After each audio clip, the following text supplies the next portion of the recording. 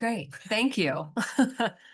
I'd first like to introduce our new member, Mandela. Welcome. Would you like to say a few words about yourself and joining the commission? Then we can go around and introduce ourselves to you, but thank you for being here. We're delighted to have you. So my name is Mandela Pruitt, and I'm the Assistant Director of Communications at the New Hampshire Art Association. I have lived in Portsmouth for about 3 years now, and it feels like home to me, so I'm excited to get more involved. That's great. Thank you for joining us. And I believe Mandela is with us under the resident, is one of our resident Okay, members. right. I think is what we determine. We have different distinctions between resident, artist, and organization. And I believe you are here under the Portsmouth resident distinction, but great to know about your affiliation with NHA too. So thanks for being with us. Do you want to go this turn? Linnea Grimm. I'm the president and CEO at Strawberry Bank Museum. And I have lived in Portsmouth 2 years. So still fairly new to the community. This has been a full commission to be a part of. I'm Emma. I'm the director of Portsmouth Historical Society. Linnea and I co-chair this commission. And I have been in the Seacoast area for 8 years now, which is kind of crazy. We're so excited to have you here. So thank you for joining us. Hey Mandela, you already know me. I'm Teresa. I'm also here as a citizen, but I'm on the board at NHA, so we know each other. But I have lived in Portsmouth since 2020 when I graduated from UNH, so. Kate Cook, and I am the city council representative here. And this is my second term on the city council, and I've been in Portsmouth since 2016, but in the region since 2008. I love the arts. I'm Jeffrey Cooper. I'm a local furniture maker, so I'm on the council as an artist category. And since we're doing it, I've been here probably since 1981 or 1982. So, you know, the whole history of how Portsmouth became an arts destination, it's all in here. I'm Genevieve Achel. Oh, Jennifer has been here as long as me. Oh. And we live almost next door to each other, which is kind of hilarious. Yeah, I'm on also as an artist. I'm a theater artist. Currently the artist laureate of New Hampshire, which I'm trying to remember to say periodically. I'm also affiliated with New Hampshire Theater Project, which I founded but stepped down as the ED. So welcome. Thank you. Eli Kaner. I'm here in 3 roles as a resident, a cellist, and an organizational representative for Portsmouth Music and Arts Center. And I've been here just over 3 years now. I'm Ken Goldman. I'm here as an artist. I'm a photographer, and I've lived here just short of 8 years now. And I'm also the vice chair. So when they're not here, I have to work.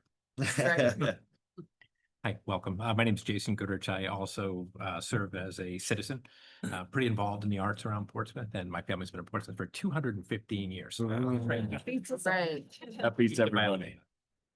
Like 2 centuries. Yeah. I'm Mandela. Sean Clancy. I'm the Assistant City Manager for Economic and Community Development. I probably have the longest title here, but I've been with the city for 3 years now. I've lived on the Seacoast for 24 years. About a third of them here in Portsmouth, but now I live in Hampton. I'm here every day at City Hall. So welcome.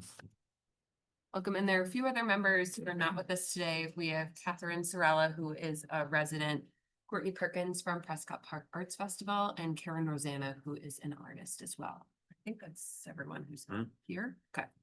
So those are our 3 additional members that you will get to meet another time, but welcome. Thank you. Do you want to go through the agenda? So we'll start with a vote on the minutes from March, so 2 months ago, 2025. And since we did not have Thornton last month, there are no minutes to vote on, but they were still very helpful. I know I was one of the missing people last month, so very helpful notes to get caught up. So do I have a motion to approve them from March? I move. Great, and a second. Second. Any discussion? The vote, all those in favor of approving minutes? Minutes pass. And so next we'll move into our work group reports. And let's do communication. Perfect. It was like pulling a name out. I think we have kind of a long one. I made them this morning. Yes. Longer than usual. Maybe It- you should update Mandela on how the work groups are working. Sure. Do that. So we have 3 separate work groups. We have one, essentially that allows us to break out into smaller groups and do some of the individual work that's outlined in the cultural plan. So our current 3 groups are communications, which is Jen and Teresa and Jason. And She said, they, she said, Ken. I said, Oh, I'm sorry. Ken. Okay. And so they work a lot, especially with the city, in terms of getting the word out about what we're doing. And I know they have a lot to update us on that, so we'll hear about that. We also have a collaboration resources work group that is Eli, Jeffrey, myself, and Karen. We are looking at different ways that we work together with other nonprofits, but also to support the arts in general. So one of the big projects we've been working on, we'll be talking about, is Artist Live Workspace, since there's so much development that's happening in town. And that's also kind of fallen into the Arts Overlay District, which we'll talk about, but we've been really pushing. That's been one of the things we're really focused on in the immediate future. And then we also have a DEAI group that is Linnea and Courtney and it's Catherine. Okay. Yeah. And you all have been working around on items, especially around kind of financial accessibility. Right, Is that right? financial accessibility to Yeah. different arts organizations. Yeah. And coming up with a list of, like, if somebody wants to say like, oh, where can I access deeply discounted tickets for theaters, or what are the programs that you can use to get to Historical Society or Strawberry Bank for free or low cost, like consolidating that. It's fun. Yeah, and we picked these work groups based off all of the items in the cultural plan. We did a dot activity to rank their kind of importance, and that's how we came up with our work groups and kind of their charges. Thank you, Jeffrey, for the show and tell. Yes. You have, We have a light over here. They That's our would cultural Have one of plan. these. you have a copy? Oh. We can get them from. I have a spare. Oh, you have actually. extras? Here, just pass that down. Thank you, Vice Chair. So I was a this Cub Scout, always this- prepared. feel our kind of document, our framework by which we do everything, we base it back in the cultural plan. So again, that's how we came up with our work groups. Those work groups meet every month between meetings to continue the work forward. So one of the things you can think about as you hear the works groups talking is which one is of interest. I do know, I think we're down a person in DEAI, is that We right? are, That's our yes. last member left. And she was part of that group, but you're welcome to hear about all of our groups and see what feels like a good fit for you. Any questions on that so far? Probably a lot, but yeah. Not yet. Okay. Yeah. Then I will turn it over to you to talk about communications. Yeah, so last Monday we met with Monty and Stephanie again to talk about kind of some of the stuff we talked about at the last meeting, like using the city socials again, and then once again, kind of how to get the word out there about what's going on in the arts and what we're doing. So we got a lot of good information, and I feel like this report is longer than usual, but I don't know. And so all that to say, what they recommended to us was that they can turn around content in about 2 days at the longest, which is really cool to hear. So we can kind of like think about what we want to do. I brought up maybe having our own again to see if that was an option, but I think they still kind of want us to leverage their following first to build like a little bit more on their branding. Because they said they're kind of still establishing like a lot of their stuff's like, oh, this road is closed and it's whatnot. So they're like having some arts in there might be a really great way to strengthen the Portsmouth pages. And so I was like, that's totally fine. And honestly, yeah, balance. So that would be like a great way to like get the arts going in a community that they've already started to build.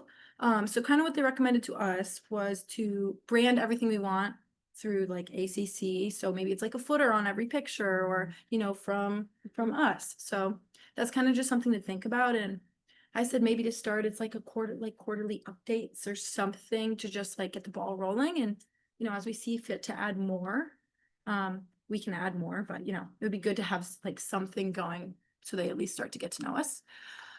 And then another thing they recommended is Jason wrote that beautiful like article about what we did last year. And so what they were saying might work like better is doing like an op-ed or a letter to the editor from like how the arts have been affected in Portsmouth. And to strengthen that as well, they said that they would do a survey for us to the local community. So like different businesses in the area or citizens can take it, and it's how the state funding cuts have affected them or will affect them. And then kind of writing a letter from us to say either, what we're going to keep trying to do or what this means for us.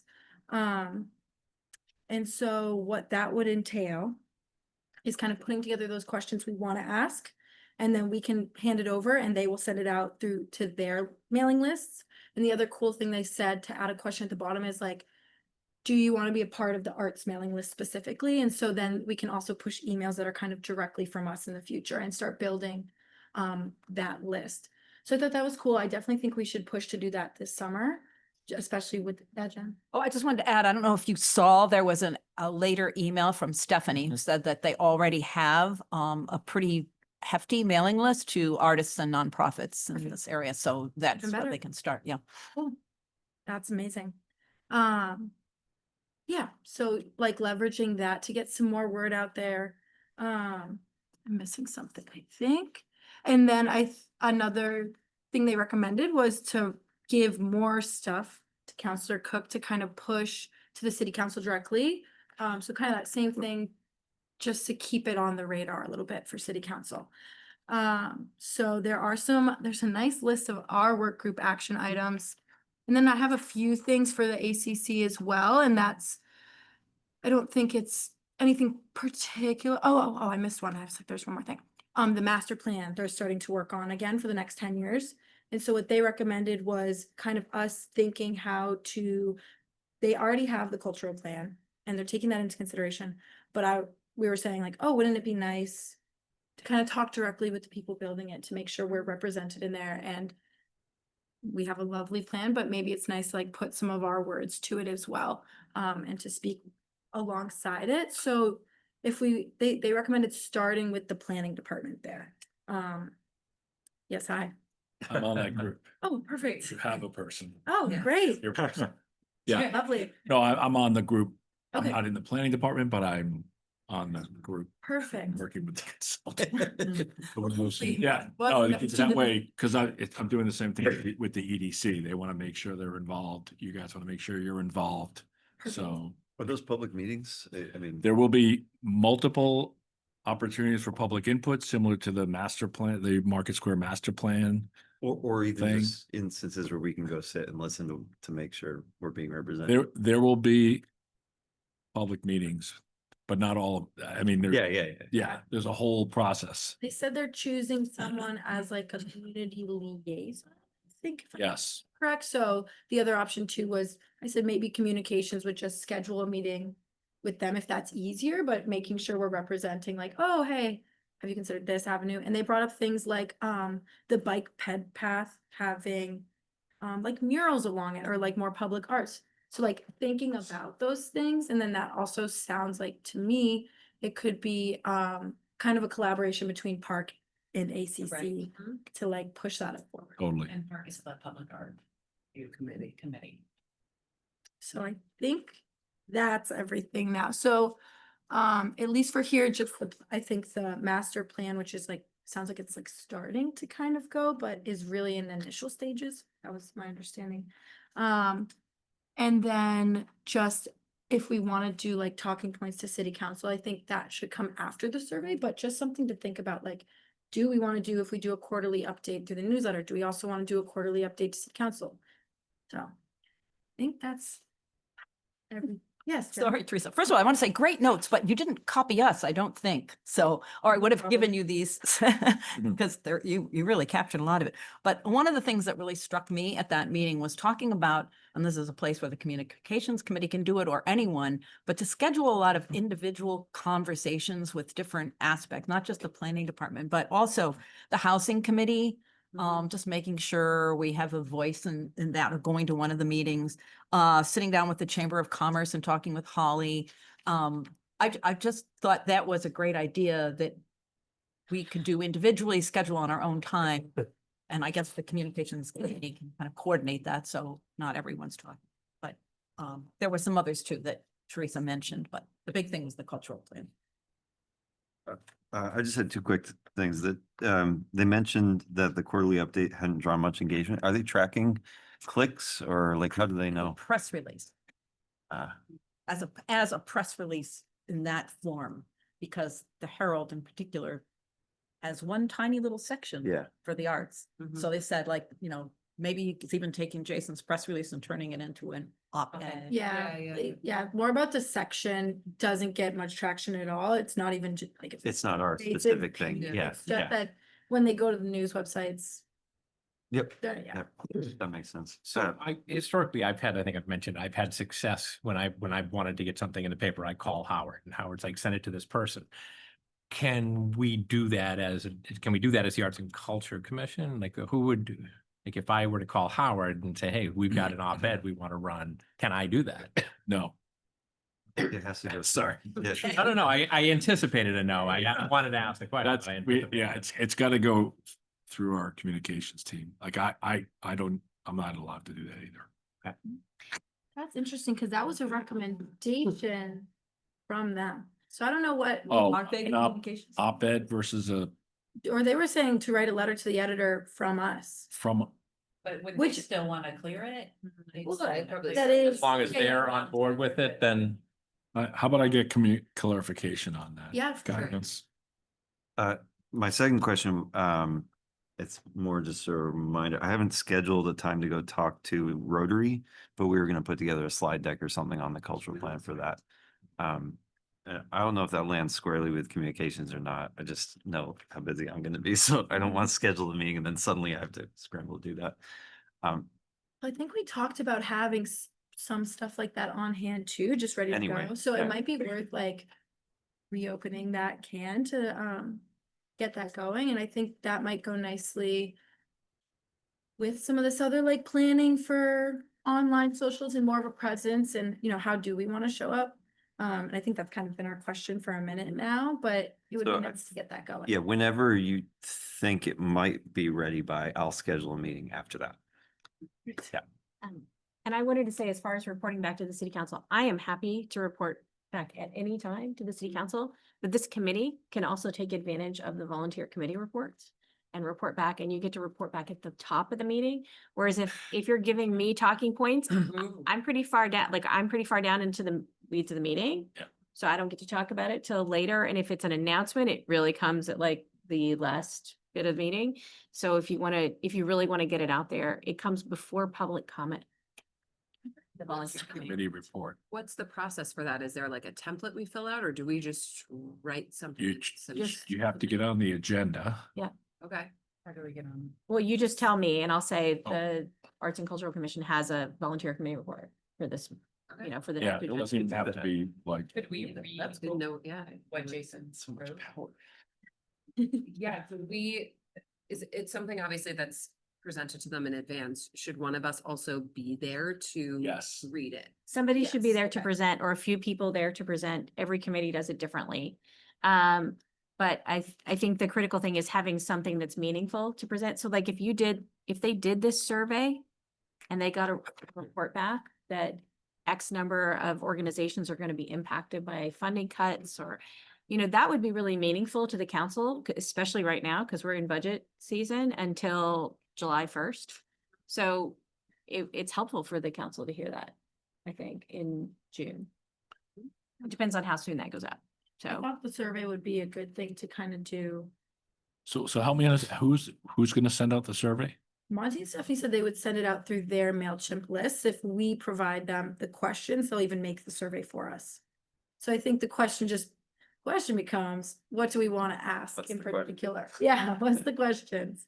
Right. And I think we kind of know it's, how are you impacted as X resident, business, nonprofit, artist? I think with anybody sending out a survey, people get a annoyed when they spend the time to fill out a survey and then nothing comes of it. Mhm. In an instance like this, if their feedback gets read right into the city council, it's, look, action was taken. We Right. can't solve everything, but we heard you. Yeah, and we pass it on to the policymakers. We should probably keep it as short as humanly Yeah. possible. There are so many surveys going around right now on that very topic, both nationally, statewide. So we could just borrow a few Questions. questions, like, Totally. if it's more than, it should be 3 questions and the final thing is, would you like to Yeah. keep it Or short? do you think, could we get the same data from those surveys that have already gone out?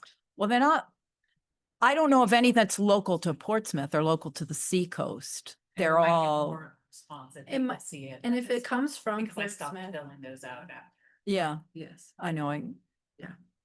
It's so hard to say because the only answer is, we don't know, we don't know. Yeah. Yeah. Some do know, though. That's Yeah. the important thing. Some know I'm losing, $5,000 or $6,000 that we know of. And so it's always helpful to hear that. And how will that affect me? Right, exactly. So in terms of the volunteer committee reports at the council meeting, that's something we should kick around at the executive team level. For city council, I have to submit by noon, the Wednesday before the next city council meeting. So the next city council, we have city council tonight, so clearly not. Isn't there, for is there today. only one in June? There are two in. Two in June. June 9th is kind of a biggie because that's the last night of the budget. So I have to submit by June 4th. And then the next one is June 23rd. My guess is the budget will not be finalized on the 9th. I know I'm being, but we always end up pushing it to another meeting. But still, there's a chance the budget's finalized on the 9th. And then but the 23rd is Is the the last cutoff. meeting. So the 4th at noon is when I need to submit, hey, we have a volunteer committee report coming from, or the 18th at or the noon. 18th. Yeah. The date again, 18th. Yeah. So, I feel like for the survey as well, something I thought of is since we are all representatives of these Portsmouth places too, if we can push and activate our networks, we could maybe keep it open because that's less than a month away. So it's okay, really gotta push. But if we can activate our personal networks within these spaces, all of us take them on behalf of the places we represent, that is a good start to the data right there. Cause we do have, and if we pull in the other places that maybe aren't represented here directly, but reach out. I think that would be a good start. Do we have a goal, like a target for how many people we want this to get to? Or Well, I guess maybe this is a question for resources and collaboration, how many institutions are in Portsmouth? Oh. Just turn it around. Well, See if I can find her email. Stephanie's We got have the- those she's got the numbers. list. Yeah. We have a big list. Yeah, so then if we are maybe aiming for 10%, is that high? That's no, or that would be a high. That would be high, survey yeah. response. That would be We're amazing. usually single digits. So. But the list of organizations is already in place. Yeah. Hence the goal. Five's the lower end of the goal. see. So maybe that's once again, just something to push in our local communities, have you taken the survey, we sent it out? And maybe So- just try for that, Who's gonna come up with the questions? us can. And I've got so many questions. Okay. Yeah, I no, mean, but being keep conscious, it short. being conscious of survey fatigue is real. It's Yeah, we've been getting I've a lot. stopped responding. I've responded to Right. so many Yeah, of them. Yes. It's but I'm responding to the ones at the state level that I feel can do something. Right, about I it. was gonna say It's like, speak our local State- feels. Yeah. Yeah. And I think we Right. also want to ask questions that are going to give us good data and good talking points to bring to city council. So thinking about what those questions might look like in that regard. So Jen, can you give us some sample questions on surveys you've seen? So we can harvest ones that'll work best for us, we think. Sure. I think, Yes, I was rather than looking for reinventing the Stephanie's. wheel. I think if Well, we say that in the preamble, that we're preparing a report for the January 23rd city council meeting, it might give people a little feeling that there's an immediacy. I think the other good question to ask is like, what story do we want to tell with the data? So is it like how much is getting cut and what does that mean for you? And I know like some of it's gonna probably be like keeping staff and like that does tell us stories like, do we want to keep our Portsmouth residents employed at these local art, like, you know, so how do we take that? But yeah, I think adding the urgency, hopefully. Add urgency, but also use the word brief survey, because Yeah. people like Yeah, seeing yeah. that. Is it all data or is there a short answer? Because then we have to aggregate. I mean, we have to summarize the short answers if there are short answer questions. I think short answer will provide good detail because It's just- people are still feeling. A few of those short answers. I was just say, the storytelling is gonna be, Yeah, we'll yeah. find some good ones in there, but somebody has to go through and actually find the good ones. We get 400 responses. That's a lot of time to go through all that. It wasn't as much as I thought. She says, we do have an arts and nonprofits list with 70 names assembled between 2021 and 24. I haven't cross-referenced, but I think it's probably the AFTA contact list. Yeah. That's what I was gonna ask. Who's on the AFTA list? And that's where, when I started pulling for the spreadsheet for accessibility, financial accessibility, I went to the AFTA list. The other thing is, Yeah. I don't think the question at the bottom about, do you want to be on a mailing list and find out more is necessary if we're sending it out to the Right. mailing list that they've already identified Yeah, as being a part of. so maybe that's something we could add to a newsletter instead, like, hey, if you want to join the arts mailing list, we're building it, and Right. that's just much Yeah. more captured. Yeah, I think that's a great idea. You know, Maybe That that's goes to even so many different actionable people. before we send out the survey. If we do Absolutely. that little like push it goes out every Monday, right? So if we try to add it for this upcoming one. And then we put the survey together in the next week and maybe start the work to get it cleared. Any communication things from our new communications person? Did you say you do communications for? Yeah, It's mostly writing, like I write Yeah. press releases for the gallery and everything, so. Skills. definitely. I'm looking at time too, so I think we need to move forward to the collaboration and resources. Yeah, Jeffrey, do you wanna? Sure. I circulated a while ago a pretty extensive notes. They're, kind of detailed about our meeting that we had with Kelly Miles and Jesse Felt of an organization called Art Space, which is in Minnesota. And they have artist live work studio projects all around the country. So, rather than go point by point through this, I mean, it is so detailed that they, just in general, they're working with different communities around the country that approach them on a contract basis. So, they have a fee schedule.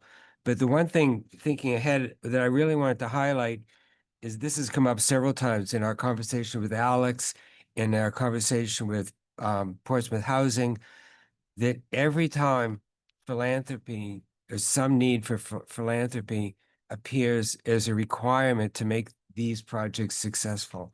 And it made me start thinking about, can we do anything to generate a an arts-related philanthropy here in Portsmouth by approaching some of the movers and shakers in town? Because, a lot of as we've talked a number of times, a lot of what's put Portsmouth on the map is a high-end destination, not just for tourists, but for living here. People want to come here. It all started with the arts community 40 years ago, and Jen will back me up on that, and so will Jason. So, the developers in town are profiting on this. And so, I'm thinking, wouldn't it be cool if the major developers in town got together and established an arts-related charitable trust? Because, these people said it, everybody has said it. And every time everybody says it, we look at each other and we say, we don't have that here. And so maybe it's a why not kind of a thing. So I have this idea, can we get all these people in a room and give them a pitch to start a campaign to have it, so that the local arts organizations have needs, or for example, with the POA project that we talked about last month, a charitable trust donated the land that they were building on. And when we go through, if you read through this, you know, in these notes that we sent around from a meeting, it appears at least 3 times where they talked about where does the funding come from? And it needs some sort of a donor, like they were saying, like their own fees, just to even start the project, is they have 2 different times, you know, a $35,000 fee to start the project, and then phase 2 is $35,000. Even the little 35, you know, even that, you know, say, okay, well, let's engage them to do a study, $35,000, it's nowhere. So that was a big takeaway from the conversation for me, is a need that we could really start thinking about how can we make that happen. Probably worth a conversation with the New Hampshire Charitable Foundation as well. I mean, we're doing this in the face of, you know, federal cuts. Right. And, you know, part of the thing with the federal cuts, what it's really about is downshifting. Right? They're downshifting from the federal to the state is downshifting to the locals.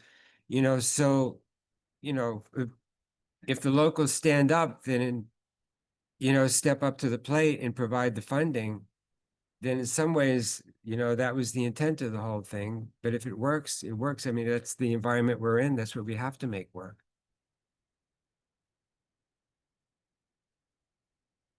So, two things. I mentioned one of these, and this is probably going to be the case for a couple of us who serve other organizations. If we start fundraising on behalf of this, I'll have to recuse myself because it's a conflict of interest with the organization I fundraise for, with a lot of the movers and shakers. Well, I'm not suggesting that we fundraise.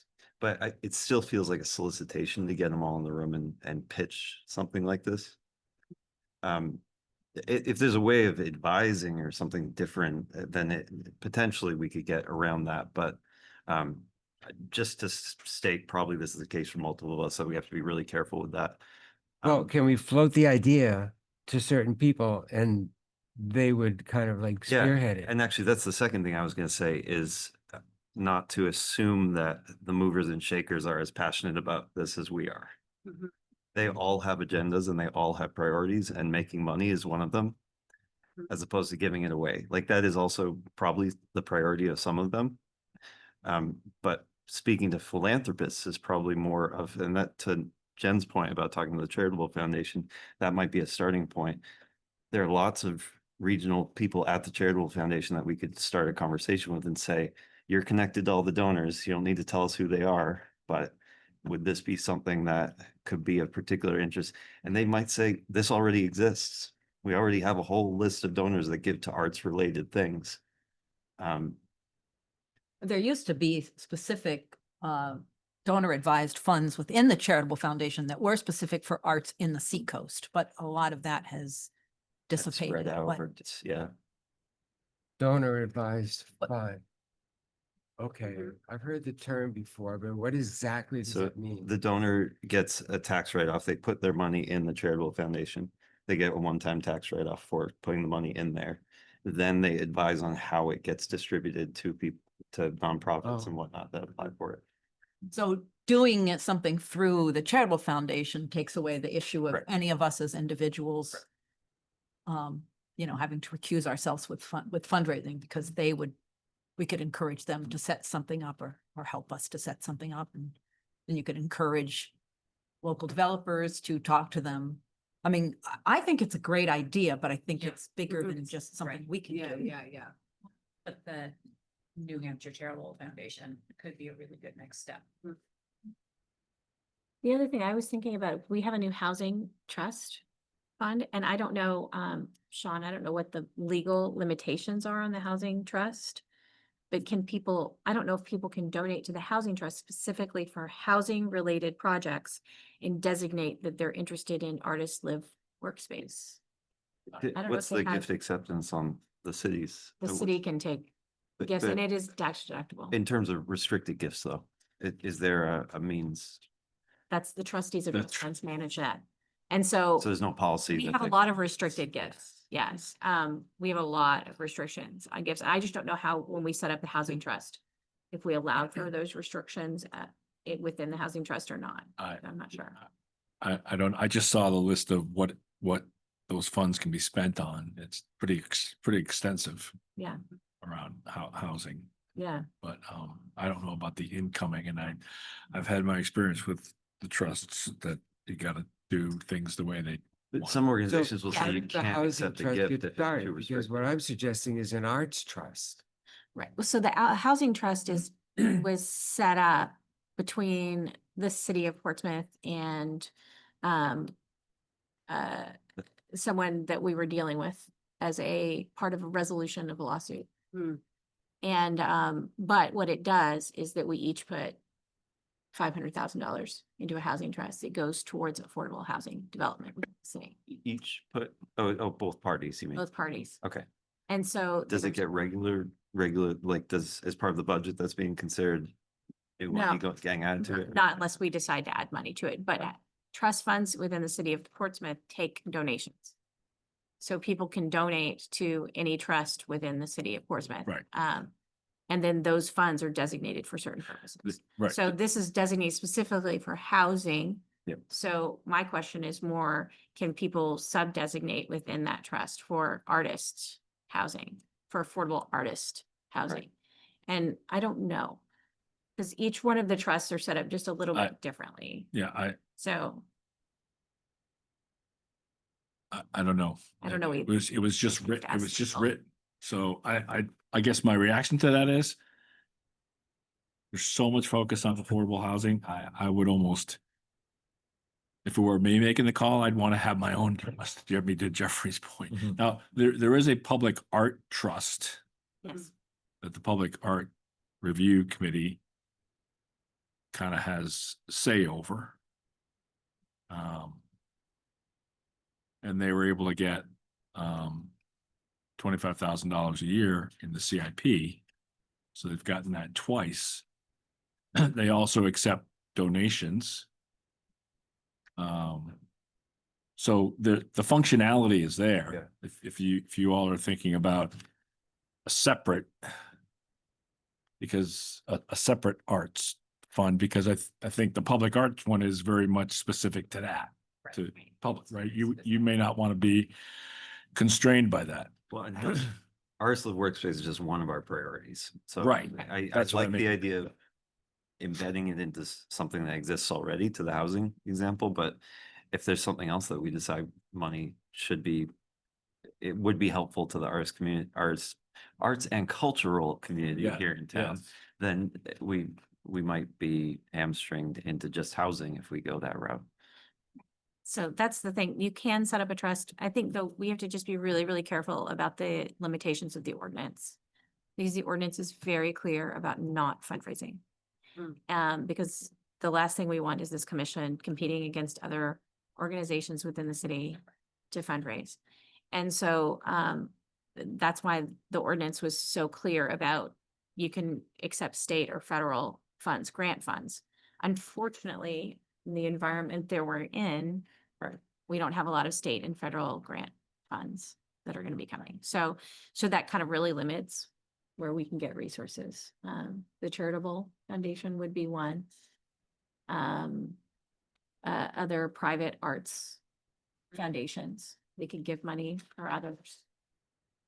But the housing committee can raise funds for Right. housing trust. And that's why I was like, so we don't have to raise the funds, but if we gave the opportunity for people to designate it, the funds they donate for artist related affordable housing, that's all I was thinking. But we couldn't actually raise the funds or publicize it as this committee couldn't. So Yeah. for all the reasons I've said, I'm in favor of keeping the ordinance the way it is because it protects me Yep. personally, but changing the ordinance, is that a possibility ever if this commission got to that point? Yes, I mean, the 'Cause if committee other- can always change the ordinance, but I just would. Right. I would be really, that's what killed Art Speak, so Got I'd it. be really, really Got it. mindful of not going in that direction. It sounds like a good next step is to have a meeting with housing committee and have like, especially around the idea of artist live workspace, maybe that's something our work group with collaboration resources can take on. Is meeting with them and at least letting them know what we're hearing and seeing in terms of artist live workspace and having that discussion with them, because maybe they're not aware of the needs that we're hearing come up and the models that have been used by other cities, and they may have some more resources to share with us. Does the Housing Trust come under the Housing Commission? No, No. it's a private, but it's an independent trust in the city. The trustees of trust funds will manage it. Hmm. It comes under the authority of the city council, the city manager, but the city council doesn't have authority over it. The trustees of trust funds still make those decisions. We do not. We can ask them to release funds, but it's still their They decision. read the trust and they decide. That's state law. Yeah, state law. According to the webpage, the monies are separate, the city and the trust. Exactly, exactly. Is the idea of the trust, that it goes on in perpetuity, or are you supposed to spend down the initial amount that's put in? I'm not sure. I'm not sure. Each one of them is different. So we have trusts, so you know, the high school scholarships, Mm. that's a trust. Yeah. City That's it. trust. So, Parks. yeah, Trust. for that's a that. trust. Like we have tons, lots of trusts in the city and they're all set up 72. differently. Yes. 72 is that? Yeah, Thursday? 72? 72 is what it says here on the webpage. yeah. Well, and that's where, like, if you're organizing those, like, I can't find the list. my heart kind of shudders at the thought of creating like Yeah. restrictions, even though I like where, you know, like it could support it, but I would not want to be on the administrative end of that. Right. The Public Art Review Committee has a donation that we're anticipating that is going to come in that's designated, that's going to come into the public art. Trust. So, I mean, donors say, Yep. I want this They do. designated for, Mhm. as horrible as that is. I always like from, you know, a background in So- nonprofits, things to come in as unrestricted. Yeah. Who are the trustees of the Housing Trust? The trustees of trust funds for the city manages all of them. Oh, so the city, It's the the city. city manager is the trustee? No, no, no, No. no, Oh. no, It's a no, it's a separate committee. group. The trustees, So are who it's a is set it? of trustees. There's three people. Like right? Peter Weeks, Peter Weeks, Peter Weeks. Tom, Tom Watson, Tom and Watson. I never remember the third. So Peter, it used to be Peter Laughlin, but, I think it might. It's Peter Weeks, Dana Levinson, Dana Levinson. and Thomas R. Watson. that's. Who's the chair? Now. There's plenty I'm realizing I don't understand about that trust, but I could probably just go online and find how they operate. That doesn't Yeah. seem, I think the meeting with housing committee seems more pertinent to this conversation as a starting point. I think meeting with those three is a starting point. But it would just be to understand how their trust works, but we may, They're not gonna give you. Yeah. Yeah, they don't have any authority over how. they would just tell us how it But they works. would be able to talk about fundraising, about how to get funds into it. Don't do that. They just manage the money, Oh. Should we move? like your on? banker. Yeah. I think we're good. What's the concrete next step here? I think collaborations and resources work group is gonna meet with the housing commission and have a conversation with them about artist live workspace. And I think separately we can dive into, I think from there we can further explore the money side of it, but we're still having conversations. I know we also have another conversation that we're trying to have with the city of Boston because they have an artist application process. If you want to live in artist housing, how do you decide who an artist is? So kind of looking at all of the steps that go into making artist live workspace possible, from other models to the actual logistics of it. And yes, the funding piece keeps coming up, so that's something we can just continue to explore. There was one other thing, and it's the memo. Did we get approval on the memo that we? It's yeah. coming I up. think and- that's Oh, it's later in the, oh, sorry, apologies. actually into the burning issues because the DEAI group is working on the project I mentioned, but we haven't met since the last meeting. And we could use the infusion of new folks, not new necessarily, but anyone who's interested in helping us out. We're barely in right now on members. Great, so yeah, I know this was Karen's memo, so my other collaboration resources work group folks helped me out in presenting this. We had this at the last meeting because we did not have a quorum, we could not vote on this.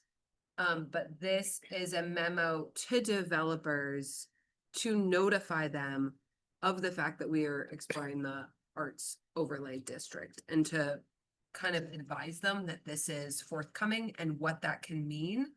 And ask for their input specifically around incentives that they would like to see to ensure alignment with this arts overlay district. And as we said, supporting live workspace, gallery space, nonprofit arts and cultural space. But a way to notify them that this is forthcoming and a way to solicit some feedback, because this is part of an ongoing conversation we've been having too, is what can we control at the city level that could potentially be an incentive for developers who are so focused on the numbers game, to encourage them to support art spaces and cultural spaces in the community. So this was drafted by Karen. Did I capture everything? Sorry, I think so, yeah. Okay. I mean, And that I think we had decided, Sean, you would send this out since you have the contact for these folks. Is that what we, No. no? Who was gonna send? no, I think Karen, it says at the bottom, whoever the person is that's sending is also the person receiving all the feedback. So I think it was gonna be Karen sending this to the developers, but Where did we leave off on this last time about what, in the back of my head, it's that this group speaks for the city, so it's part of the, so I wasn't sure about that last time. I'm not sure I'm any surer now. Who should be sending it? Yeah, Okay. yeah. so we have reached out the developers and had meetings. We like, are we able to send this kind of like FYI message, like a PSA? It's not really. But it says we're seeking. Yeah, we're getting feedback. Does it have? If it doesn't go through us, is it Monty and Stephanie who? Yeah, I don't, let me think about this. That's why I asked. Cause they don't have a list of developers anyway. We'd have to build that list. Maybe I can advise Karen to ask Monty and Stephanie and they can at least provide. At Well, least give I'm guidance. happy to go upstairs and talk to legal or the city manager's office or Monty and just find out what the appropriate process is Be great. for a committee or commission to send. Maybe I'm overreacting to it, so. Did we send out an announcement about the Karen ordinance when that got passed? Cause it was like, let's raise awareness so people know that this ordinance is out there. I just can't remember if we did or not. We wrote one, but I don't think it ever got sent out. Yeah, it had to go through the city because it was about an ordinance. So I would just worry about this one dying also, you know?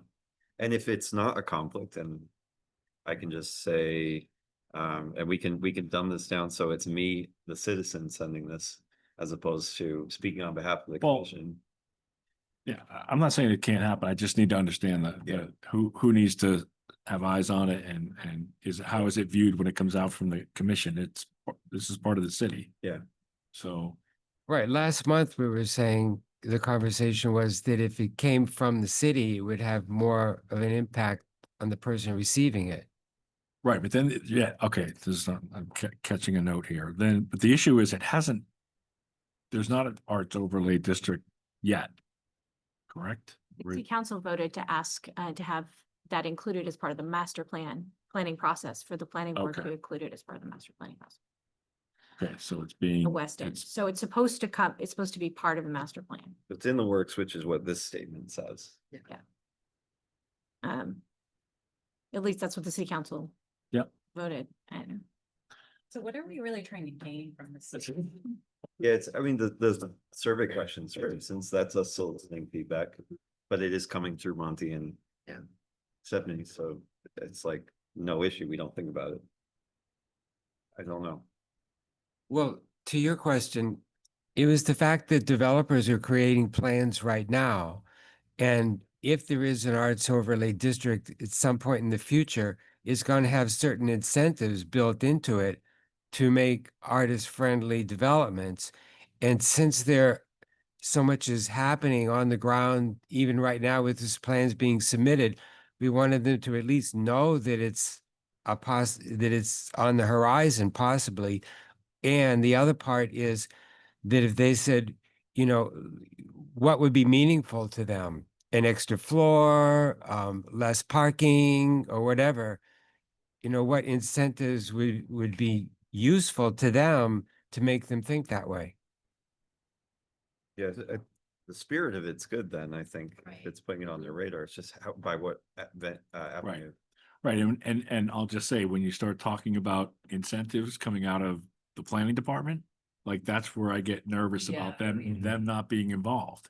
That's not my purview to, Well, so this was actually so we can recommend to the planning department. We're hearing this from developers. Exactly. It's not, we're offering. yeah, it's a chicken or egg. I'm Yeah. just, I'm struggling with So the, this is the challenge. I think that, you know, the EDC though did this around outdoor dining and met with all the downtown businesses around outdoor dining and reported back and gave the council kind of a report back on what recommendations were after meeting with right.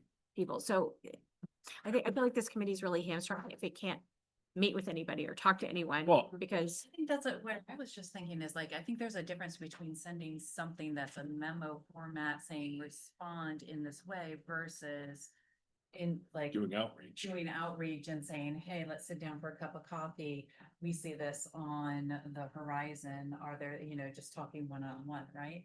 Yeah, I think that's where I'm comfortable. It's because then you're gathering input. You're meeting with the principals and you're saying, hey, you know, we're doing this master plan and, you know, the city council has talked about an arts overlay district and, you know, as the Arts and Culture Commission, these are things we're talking about and getting that input or Yeah, feedback or, Yeah. and then this group coming back and saying, hey, we spoke to X number of key developers in the city and you could say to me, I need you to bring that to the master planning conversation So as maybe this, as an example. yeah, minimum for the planning board for the master planning process. Once, right. Yeah, it's another input into the master planning process. And then it can be brought up in other public input yeah. by you all, but it's This backed up seems by like developers. we don't need to vote on this then. This is just, we change this into email format and individually send it out. Or have a personal meeting. Right, yeah, like, would you meet with us? Here's what we're thinking. Like, you can Yeah. include a lot Do we right feel there. like we have the contact information to be able to do that as a group? I Okay. think How that many was the other. developers- Yeah, I don't know. Developers are there? Oh, Probably, right. I mean, there's, a lot. there's, they don't call me, but there's probably a dozen, probably a dozen major, probably less than that, major, Yeah. right? And then there's a handful more. So there's no, Well, we know that one of them is purchasing all the available property and what we envision is the arts overlay district. So, you know, so in some ways, and we have had somebody from Chinburg meet with our group. Mhm. You know, so maybe the way Ellie is talking is the way to go. Maybe we can get a second meeting Yeah. with David Schreier or something like Let's that. just get it with Eric. Over there. I mean, I'd love to have it with Eric. Yeah. And just, Is it Chinburg who's? Yeah.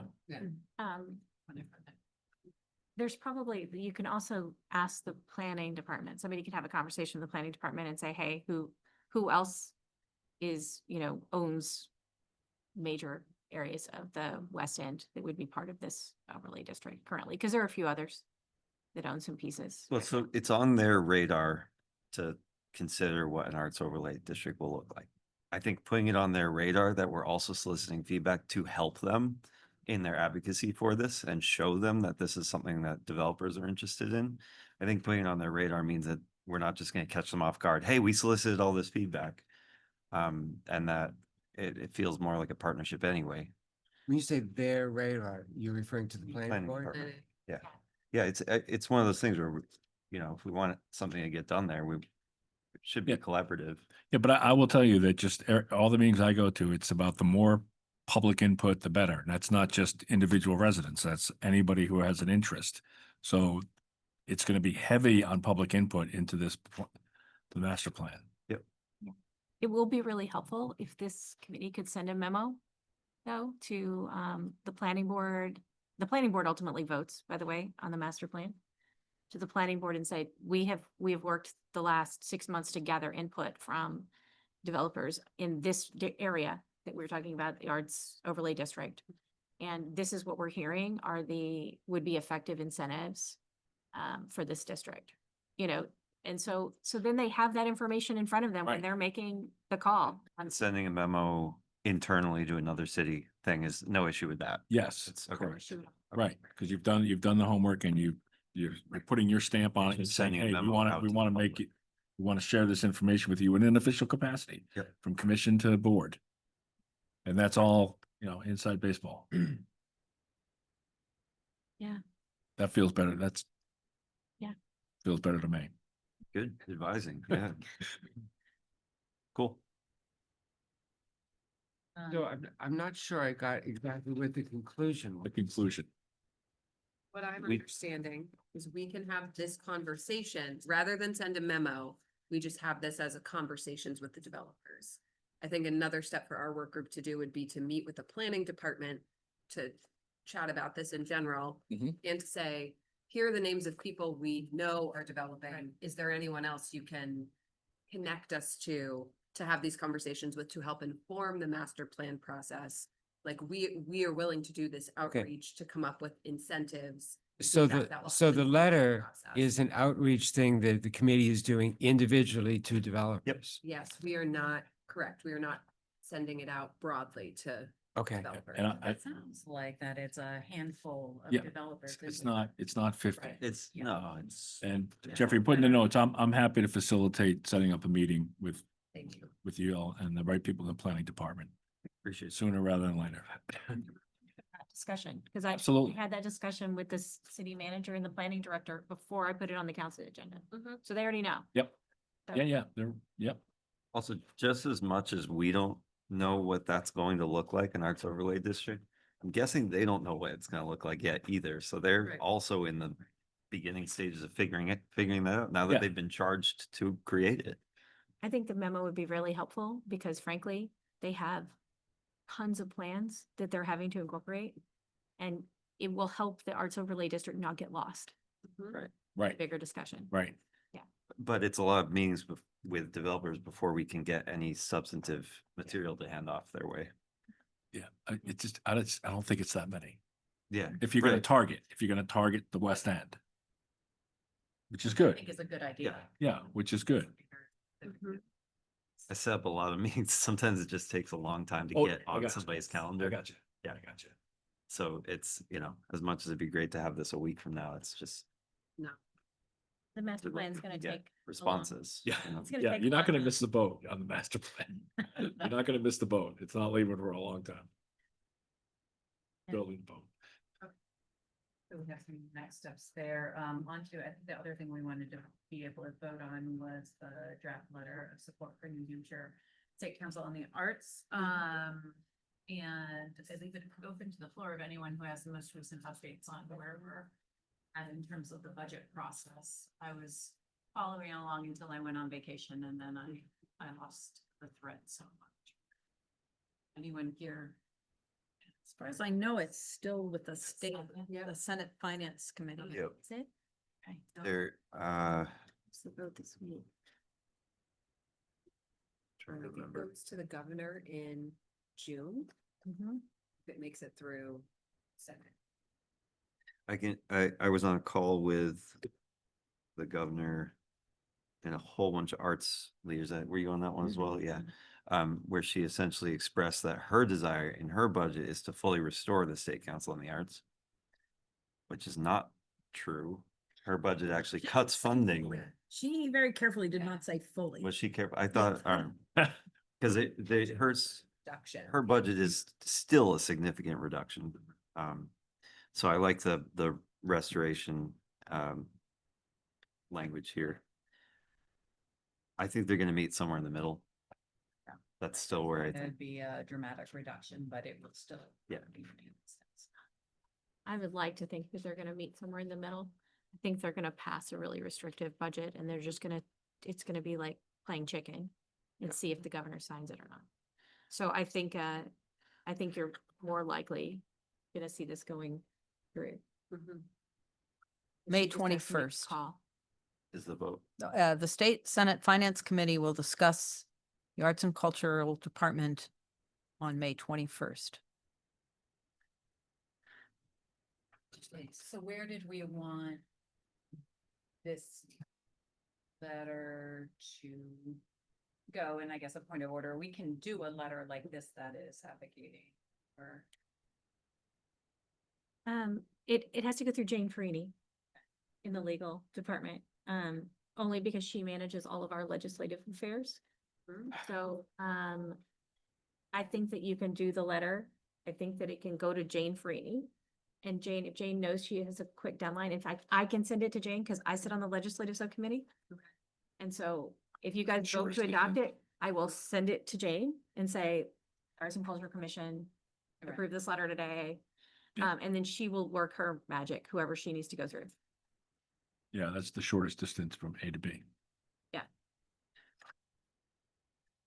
Um, so we can keep discussing process, but motion to approve the letter as written.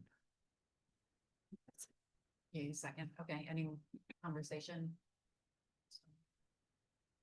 All right, ready for a vote on it? All those in favor, say aye. Aye. Any opposed? Any abstentions? Okay, it passes. So I had a quick question beyond this, because I know fundings, or there was another bill about public libraries or museums. Are there other pieces of legislation that we should be advocating for also, not just State Council on the Arts? There's nothing within the state that I'm aware of. Everything else is federal level. So Federal, okay. that's Got it. IMLS, Institute of Museum and Yep. Library Sciences, National Endowment for Arts, National Endowment for Humanities. We can certainly think about drafting something to our senators and representatives about Sure, that. sure.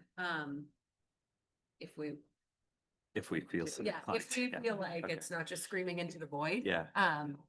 Happy to do that. I know I've written letters personally and I've gotten very supportive responses Yeah. from both From of our them. senators. Yeah. But we can certainly, if that's something that the commission feels strongly about, we can draft something to send at the federal level. I still know Well, it exactly. can't hurt because it's all about numbers. Yeah. You know, I mean. Right? Yep. At the state level, they did get the funding restored for the state library system. Yeah. That's Yeah. That's good to see. Something. And so they got more input about the State Arts Council. But All right, so Kate, you're good on, Would somebody send me the letter? Yeah, I've drafted it, so I'll send it to you. Okay. I would have to dig for it, so. It's okay. And I'll send it as a Word doc, so if she needs to mark it up, she can. Thank you. And I think we just had, it was just any other federal. Hmm. Anyone else have anything on the federal? Applied funding. Seems like it's been a bit quiet the last couple of weeks, but just, still in a horrible state. yeah, and I've heard the next things coming down from the federal level are gonna be challenges to nonprofit status. So that's gonna Yeah. impact outside the arts and culture organization. So whether it's challenging nonprofit status, there's been talk of revoking property tax exemptions and then also potentially classifying other sources of current nonprofit revenue under UBIT, which is unrelated business income tax. So you could be taxed on it.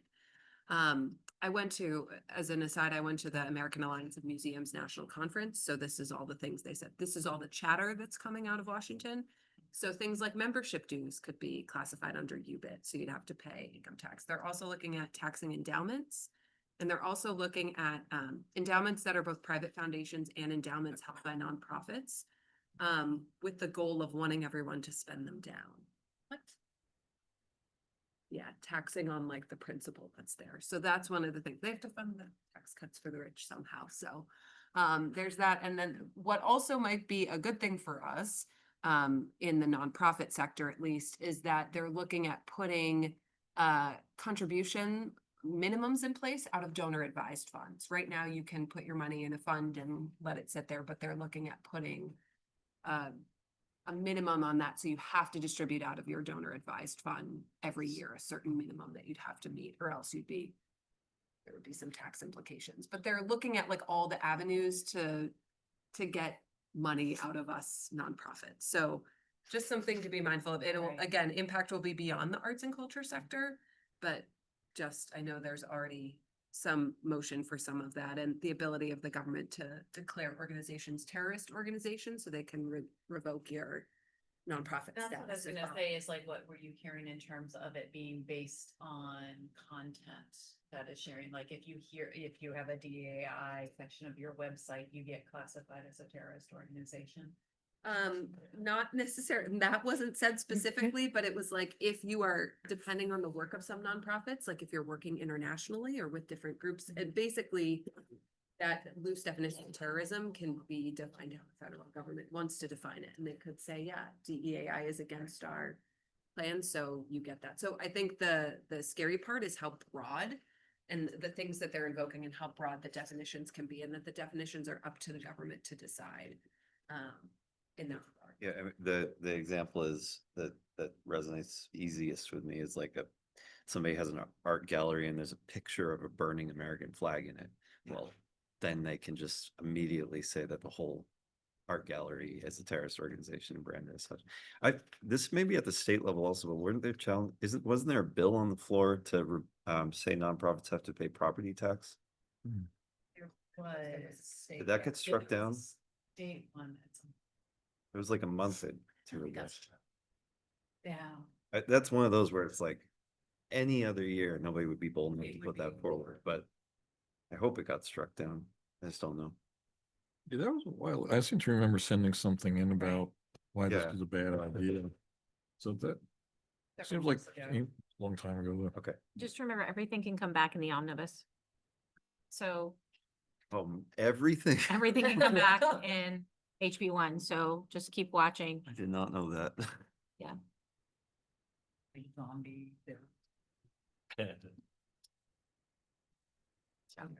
What a great cheery wish. Of the meeting. Meetings are Liam, usually no, more you fun. wanted to say a few quick words about Sherburne, did you? Yes, Did he first, capture first that I story? need to recover. When I went to this presentation at AAM, she literally put in slides of cute baby animals every like fifth slide. She was like, the information I'm gonna share with you is so deep and depressing that every time you see a cute baby animal, you have to take a deep breath. So I wish we had like a cute hamster I could show you right now, but yeah. Okay, I did reach out to Andrea Pickett at PHA and asked her about the status of the arts proposals. And she was kind enough to return my call, not just an email. And the update is they're working on funding for the project. And they haven't really turned their design attention to the existing building yet. They're working on the 2 new buildings that they're proposing. However, that said, the art studios in the existing building is very much on the table and is their preferred outcome at the end of the day. So I was describing to her the research that our work group has been doing. Again, I brought up the idea of a walkthrough where we could brainstorm and make suggestions about how it could work.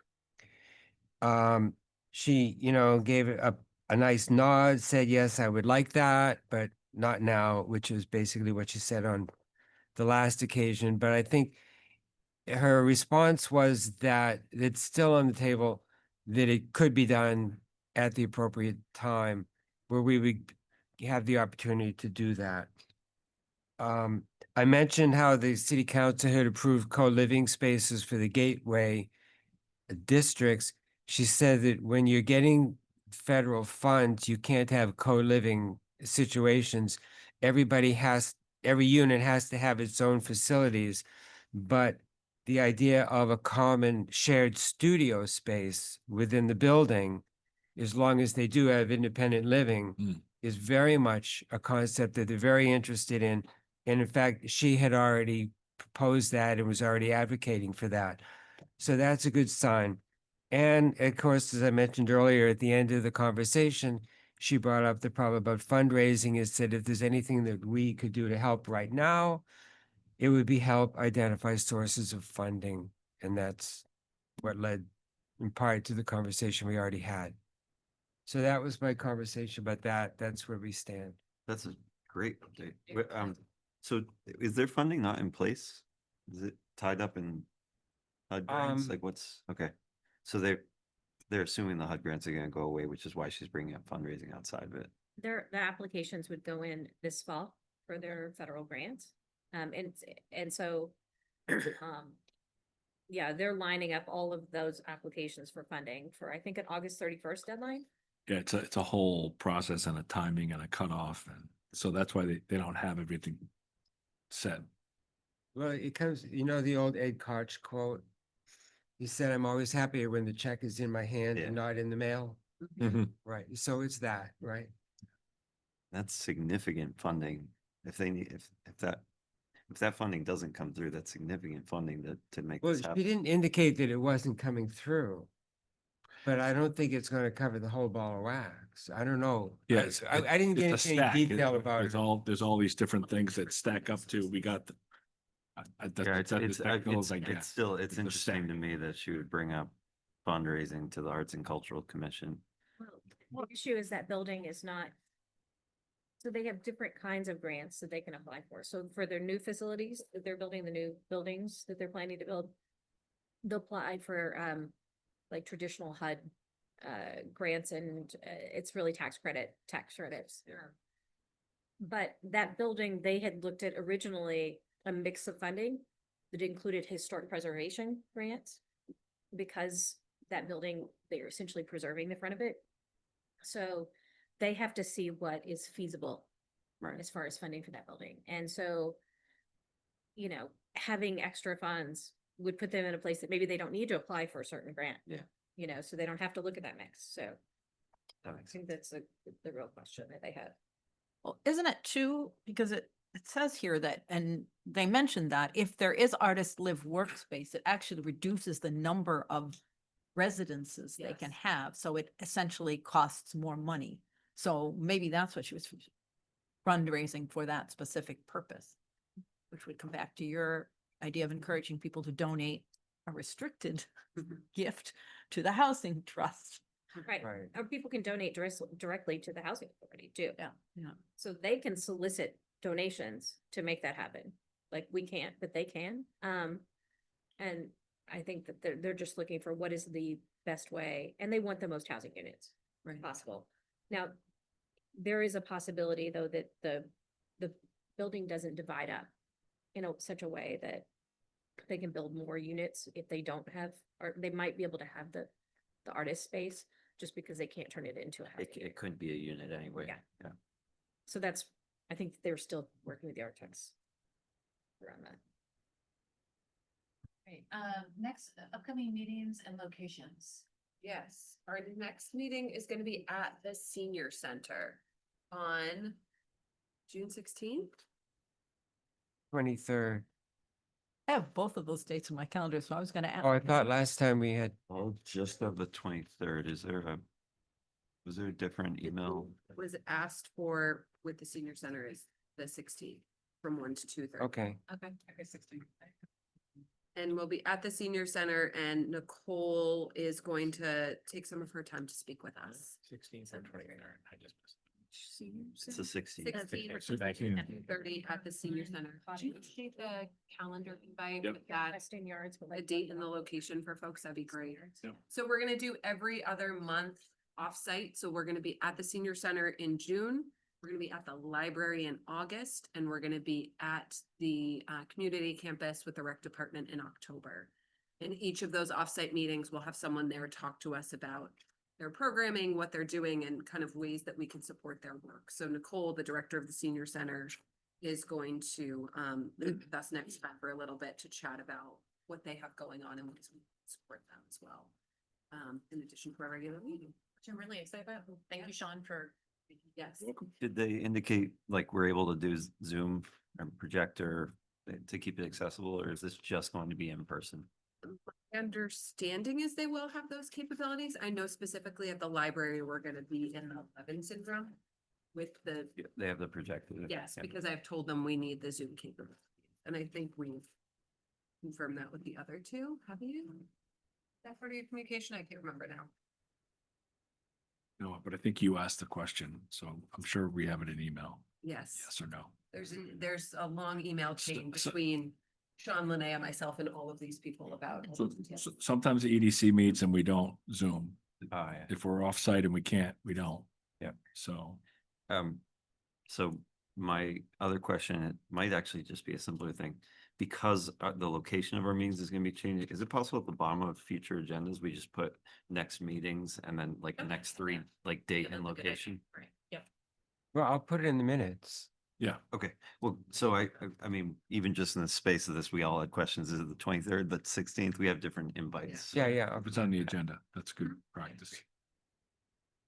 I have an other business item that I just needed to ask a question of the commission on. I've been working on the banner program, policy. Sure. So I've hit a little bit of a stumbling block. The legal department's thrilled that the ACC voted to move this forward, but they want to vote from the council. They want, they want. They want to vote from the council to direct them. So the legal department is extremely busy. And so they often become kind of the bottleneck of things getting done just because they have so much on their plate. And so they want to make sure they have clear direction from the council. This is something that the council wants to move forward. So I would like to take the Arts and Cultural Commission's recommendation to the council for the June 9th meeting and ask the council to have the legal department draft, work with me to draft this. And I will actually take a draft with me to the council. To draft a motion to bring to the council. No, I'll draft a motion. I've got that. I just need your permission to take it to the Yeah. council, your recommendation to the council for that request. I move to allow. Second. Cook to, yeah. Is there anything additional that you need from us? Can we be there You physically? can be there and support it. That would be great. If anybody wants to come speak to it on June 9th. June 9th. It's just a matter of whenever we ask the legal department, we're taking up staff time. A really quick summary, just for our new member, of what that is. It's a request to take, downtown, we have these, banner locations where we had the Portsmouth 400 banners hanging. We hang, things like wreaths there over the holidays, but to have a program for organizations to apply to put banners up seasonally, pretty much quarterly, not monthly. Arts and cultural organizations. Arts and cultural organizations to advertise, kind of big events in the city, say a 50th anniversary or a 25th anniversary of an organization or something like that. And if, Okay, if, so can we, the motion, we just did too quickly and I can't put it in the Sorry. minutes that way. So I need a Motion real to motion. allow Counselor Cook to take our motion.